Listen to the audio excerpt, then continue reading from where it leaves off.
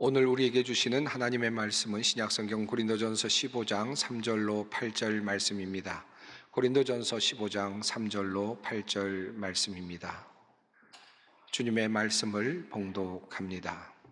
내가 받은 것을 먼저 너희에게 전하였노니 이는 성경대로 그리스도께서 우리 죄를 위하여 죽으시고 장사 지낸 바 되셨다가 성경대로 사흘 만에 다시 살아나사 게바에게 보이시고 후에 12 제자에게와 그 후에 500여 형제에게 일시에 보이셨나니 그 중에 지금까지 대다수는 살아있고 어떤 사람은 잠들었으며 그 후에 야고보에게 보이셨으며 그 후에 모든 사도에게와 맨 나중에 만삭되지 못하여 난 자 같은 내게도 보이셨느니라.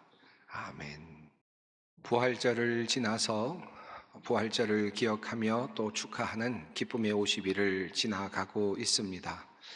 우리는 부활하신 예수님께서 어떤 모습으로 제자들에게 나타나셨는지, 그리고 어떤 말씀을 하셨는지 우리는 함께 살펴볼 기회가 있었습니다. 예수님께서는 무덤가에서 울고 있는 막달라 마리아를 만나 주셨고, 또 두려워서 떨고 있는 방 안에 갇혀 있듯 숨어 있는 제자들도 만나 주셨고, 그리고 의심하는 도마와 같은 사람들도 만나 주셨습니다. 예수님께서 부활하신 다음에 많은 사람들을 만나 주셨습니다. 고린도전서 15장에서 사도 바울은 그렇게 부활하신 주님께서 만나 주신 사람들을 이렇게 열거하고 있습니다.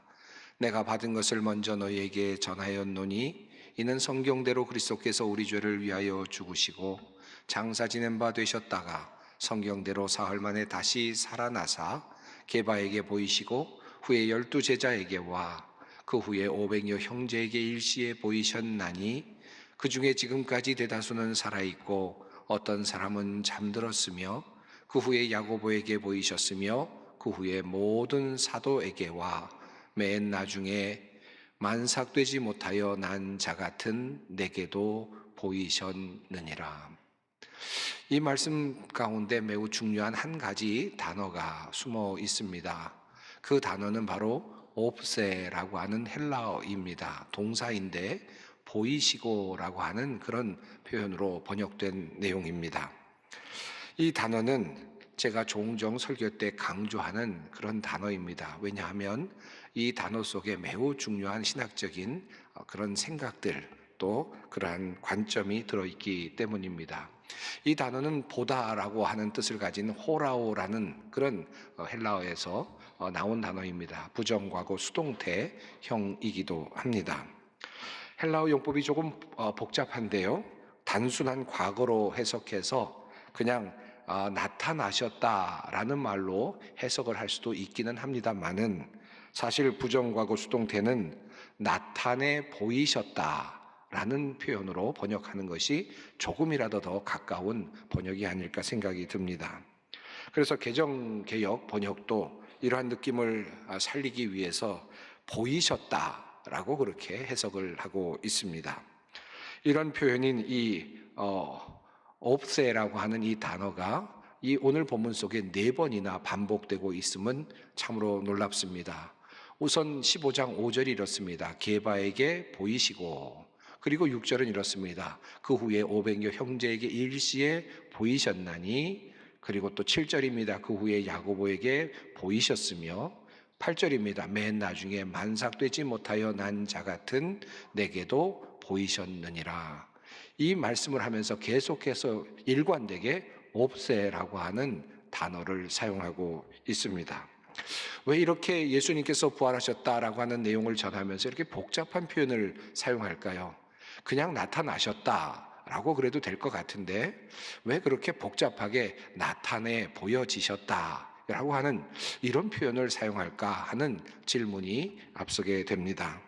성경을 보면 예수님이 부활하신 후에 언뜻 알아보지 못했던 경우들이 여러 번 나타나고 있습니다. 무덤가에서 울고 있었던 막달라 마리아의 경우도 그러했죠. 막달라 마리아가 무덤가에서 빈 무덤을 보고 울고 있었습니다. 그때 예수님께서 나타나십니다. 그리고 어찌하여 울고 있느냐라고 예수님께서 물어보시지만, 그때 부활하신 주님을 만났음에도 불구하고 막달라 마리아는 그 부활하신 주님을 알아차리지 못했습니다. 그리고 도리어 시신이 어디에 두었는지 그것을 좀 알려달라고 이야기를 하기까지 하죠. 그때 예수님께서 그를 부르십니다. 마리아야 라고 부르실 때 그의 마음이 열리고 또 그의 귀가 열리면서 예수님을 보게 됩니다. 그때서야 부활하신 예수님을 발견하죠. 그리고는 라보니 선생님이라고 말하면서 그 주님을 다시 보게 됩니다. 보다 더 흥미롭게 그리고 보다 더 정확하게 이러한 상황을 표현하고 있는 이야기는 바로 엠마오로 가던 제자들의 이야기일 것입니다. 그곳에 이런 내용이 적혀 있습니다. 그날에 그들 중 둘이 예루살렘에서 25리 되는 엠마오라 하는 마을로 가면서 이 모든 된 일을 서로 이야기하더라. 그들이 서로 이야기하며 문의할 때에 예수께서 가까이 이르러 그들과 동행하시나 그들의 눈이 가리어져서 그인 줄 알아보지 못하거늘 예수께서 이르시되 너희가 길 가면서 서로 주고받고 하는 이야기가 무엇이냐 하시니 두 사람이 슬픈 빛을 띠고 머물러 서더라. 여기 보면 예수님께서 부활하신 다음에 그들과 함께 동행을 하고 계시는데 함께 걸어가고 계시는데 그 부활하신 주님을 그들은 알아보지 못했다라고 성경은 분명하게 적고 있습니다. 그들은 이미 예수님께서 부활하셨다는 소식을 들은 후였습니다. 그럼에도 불구하고 실망을 했습니다. 믿지 않았던 거죠. 그래서 그들은 지금 엠마오로 향하고 있었습니다. 부활하신 주님이 그들과 함께 하시고 계시지만 그들은 예수님을 그곳에서 발견하지 못했습니다. 그들의 눈이 가리워져 있었기 때문이다 라고 그렇게 성경은 표현하고 있습니다. 결국 언제 그들의 눈이 열리게 됩니까? 예수님께서 그들과 함께 식사를 하시면서 그리고 그들에게 떡을 건네주실 때 그들의 눈이 열리게 되죠.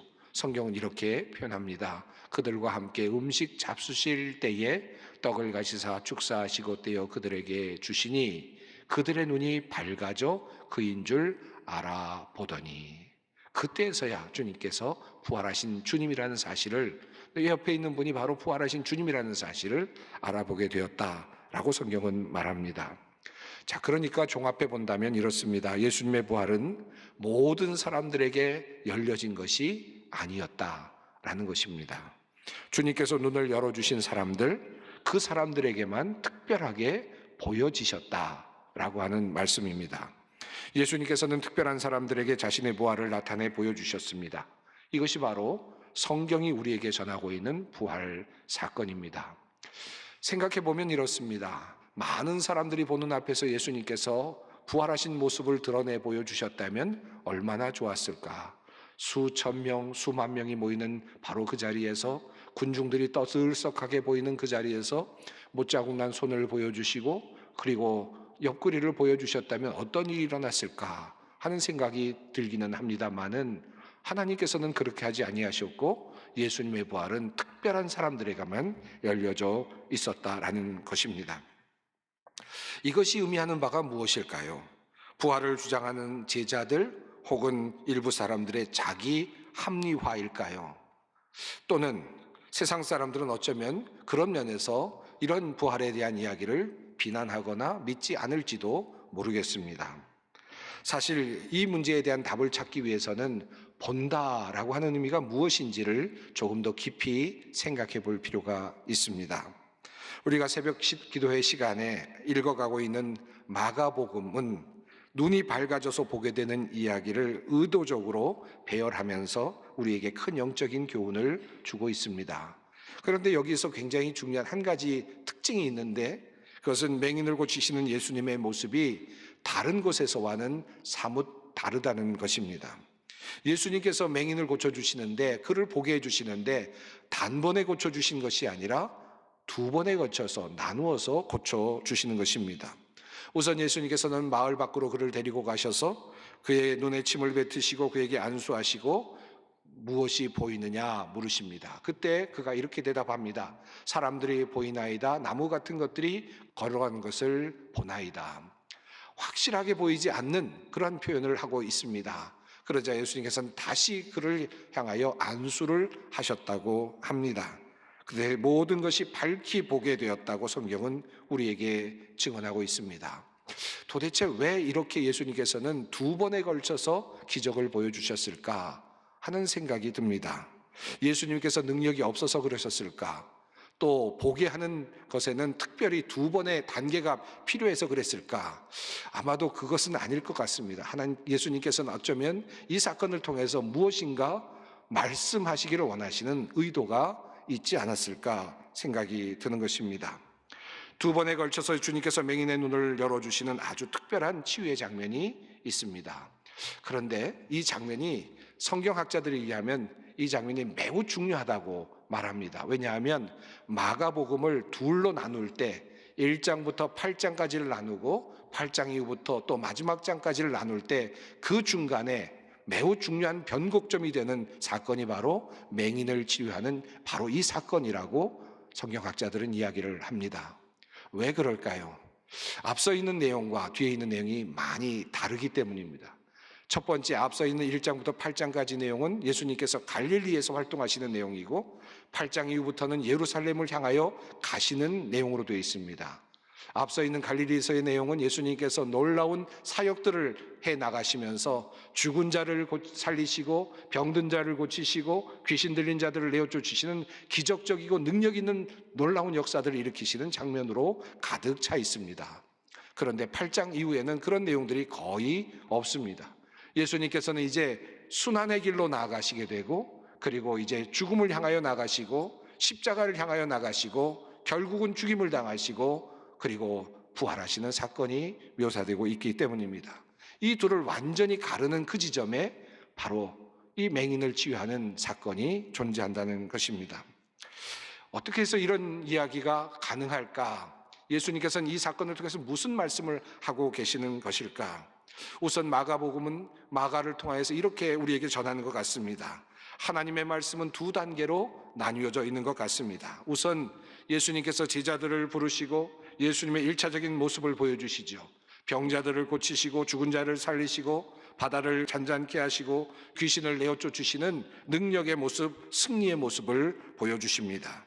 그러나 8장의 맹인을 고치시는 이야기와 더불어서 예수님의 이야기는 그 다음부터 순환의 이야기로 바뀝니다. 다시 말해서 병을 고치시고 귀신을 내어쫓으시는 예수님의 모습은 아직 온전하신 예수님의 모습이 아니라는 뜻을 보여줍니다. 마치 맹인이 1차적으로 눈이 열려서 보는 것과 같은 예수님에 대한 흐릿한 모습이라는 것을 보여주고 있습니다. 그러나 이제 다시 안수하시고 보다 정확하게 볼 수 있었던 것처럼 이제 예수님은 십자가와 순환의 길, 부활의 길을 통해서 확실하게 보다 분명하게 보여지실 것입니다. 이것이 바로 마가복음 맹인의 치유와 관련하여서 우리에게 주고 있는 메시지라고 할 수 있습니다. 맹인을 다시 안수하실 때 분명하게 그가 다시 분명하게 볼 수 있었던 것처럼 주님께서 눈을 열어주시는 사람들은 바로 그 죽음 이후를 볼 수 있게 되는 것입니다. 예수님께서 눈을 열어주셔서 부활하신 주님을 볼 수 있게 되는 것입니다. 이것이 바로 옵세, 보이셨다라고 하는 이 말씀의 뜻입니다. 예수님께서 눈을 열어주실 때 우리는 부활하신 주님을 보게 됩니다. 그리고 모든 예수님의 총체적인 모습이 다시 드러납니다.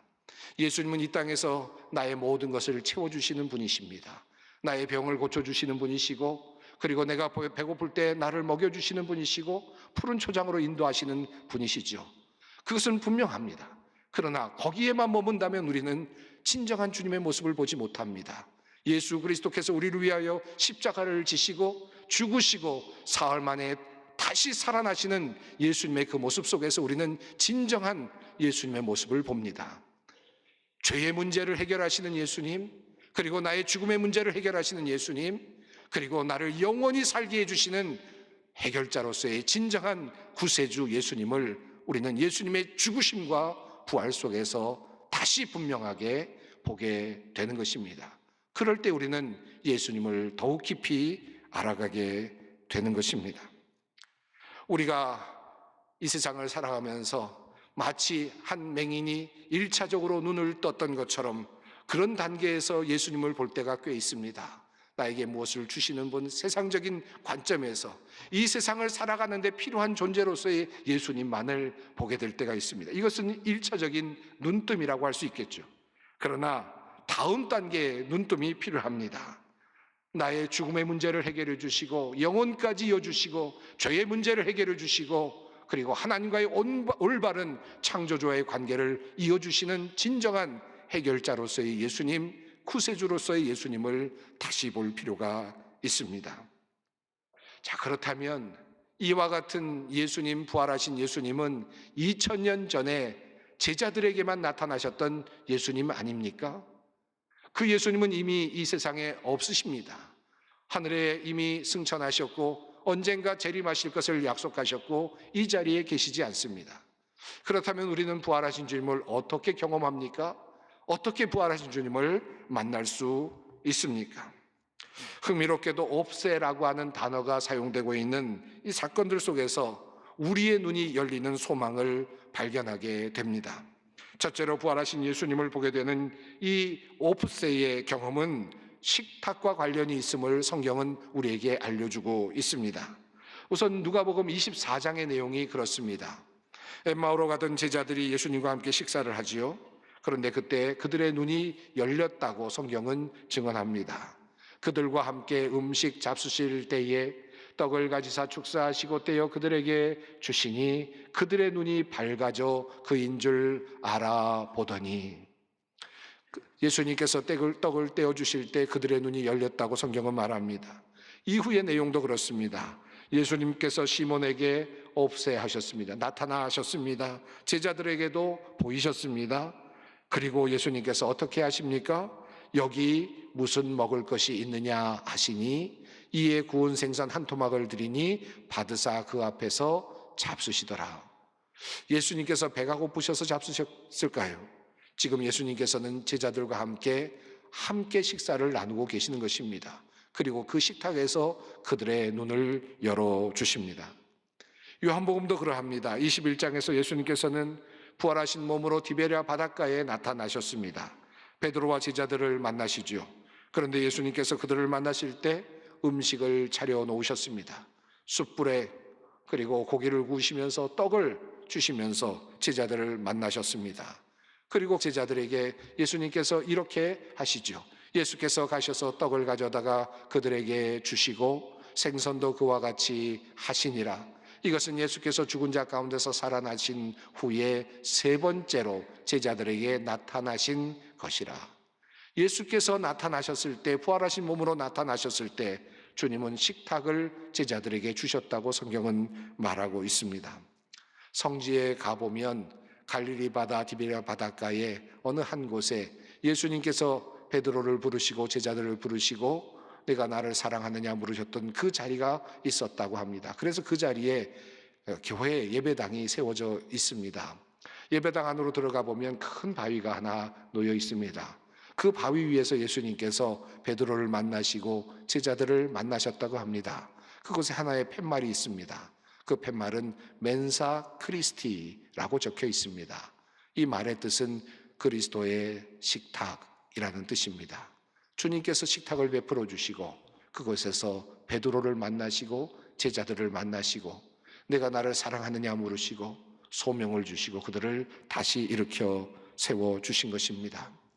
바로 이 자리가 바로 부활의 주님을 만나는 자리입니다. 우리가 성찬을 종종 받고 베풉니다. 예수 그리스도께서 우리에게 주신 바로 귀한 예식입니다. 우리가 성찬을 받을 때 우리는 그리스도의 식탁에 함께 참여하게 되는 것입니다.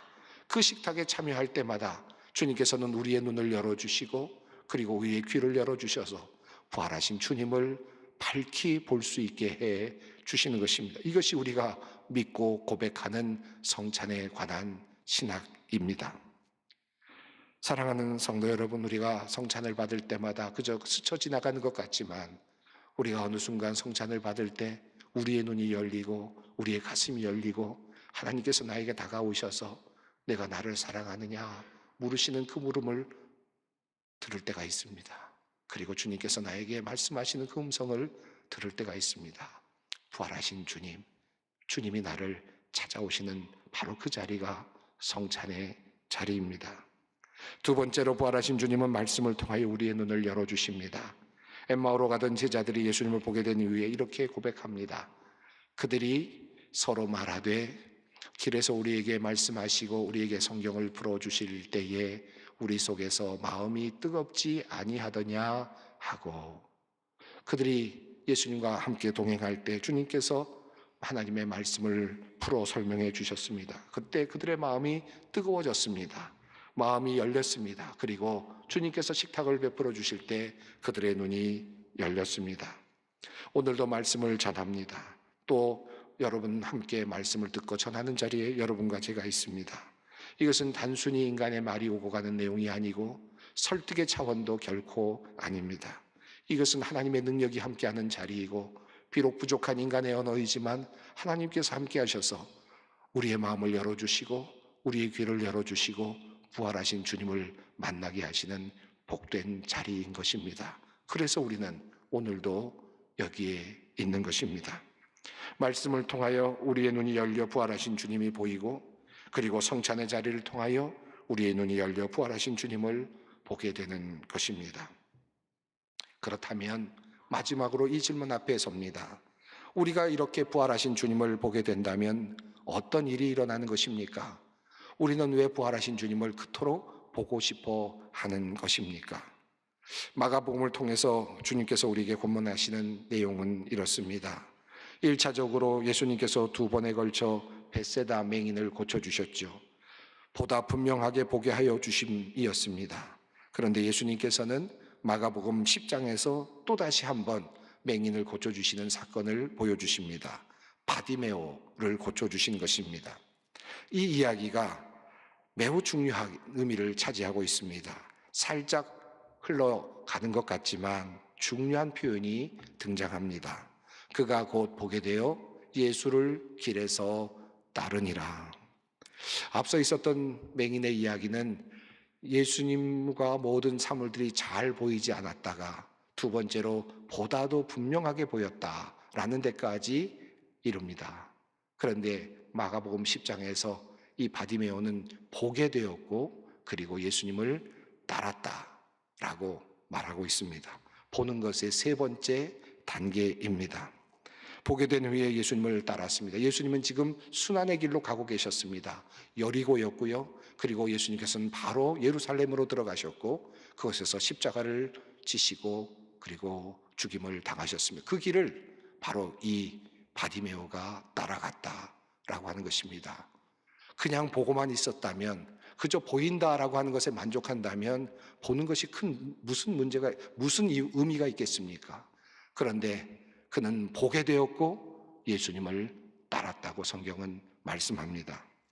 오늘 본문 말씀 우리가 어떻게 읽어야 되겠습니까? 게바에게 보이시고 12 제자에게 보이시고 500명 형제에게 보이시고 야고보에게 보이시고 사도 바울에게 보이셨다. 그들은 특별한 그런 혜택을 받았구나. 그가 보게 되었구나. 여기에 머물겠습니까? 성경이 지금 말하고 있는 바는 무엇이겠습니까? 그들이 보았고 그리고 따랐다라는 것입니다. 엠마오로 가던 제자는 방향을 바꾸었습니다. 다시 예루살렘으로 올라갔고요. 게바는 거꾸로 매달려서 십자가를 졌고요. 그리고 또 다른 제자들은 칼날에 순교했습니다. 그들은 고난의 길을 같이 갔고 예수님의 부활을 함께 바라보았습니다. 이것이 바로 진정한 봄입니다. 바로 이것이 마가복음을 통하여 우리에게 주시는 음성이기도 합니다. 그러므로 사랑하는 여러분, 우리가 이 부활의 절기에 이렇게 함께 기도할 수 있었으면 좋겠습니다.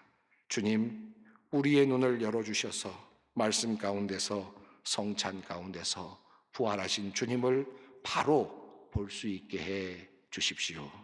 그리고 그 주님을 바라보며 우리도 순환과 부활의 길을 함께 따라가게 해 주십시오. 그러하기 위하여 우리에게 성령을 선물로 주십시오. 기도하겠습니다. 사랑의 하나님, 우리의 눈을 열어 주시옵소서. 능력으로 임하시고 나에게 좋은 것을 주시며 나를 고치시고 도우시는 그 주님을 보게 하시고 한 걸음 더 나아가 우리를 위해 고통당하시고 죽으시고 부활하신 그 주님을 보게 하여 주시옵소서. 그리고 그 걸음을 따라 주님을 따라가게 하옵소서. 예수님의 이름으로 기도드립니다. 아멘.